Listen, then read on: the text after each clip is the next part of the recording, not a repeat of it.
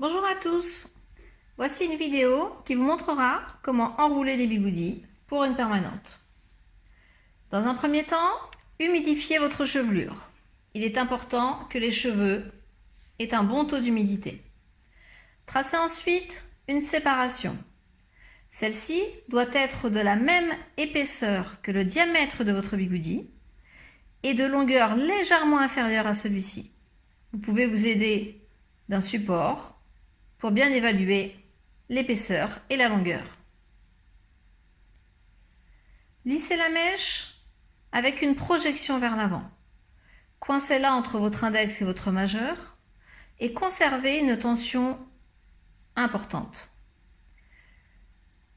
Ramassez la pointe entre votre pouce et votre index, puis procédez à une humectation en direct dans le cas où vos cheveux font plus de 15 cm, ou si vous passez votre épreuve de CAP à la session 2020.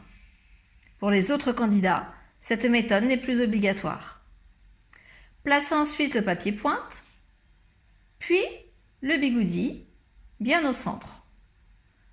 Pliez le papier sans casser la pointe et descendez jusqu'au cuir chevelu en maintenant une tension constante. Fixez votre élastique. L'opération sera renouvelée sur tous les bigoudis. Une tête entière comporte environ 60 à 70 bigoudis si vous roulez avec des diamètres de 12 mm comme sur cette vidéo. Reproduisez les gestes, d'abord une séparation, puis le lissage. Rassemblez la pointe, humectation dans certains cas, sur les longueurs et pointes uniquement.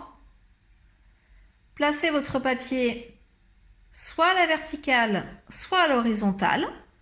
Tout dépendra de ce que vous a enseigné votre professeur.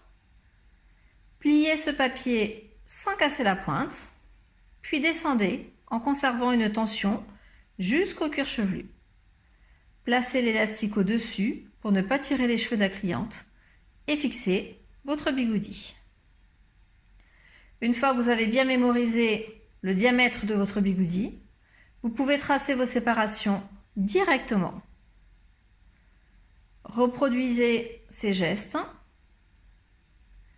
en veillant à garder une bonne tension, en restant bien au centre de la mèche et surtout à ne pas casser la pointe. Dans cette version, vous pouvez constater que le papier est plié en deux et mis à l'horizontale, contrairement au bigoudi précédent. Les deux méthodes sont bonnes, à condition de ne pas casser la pointe.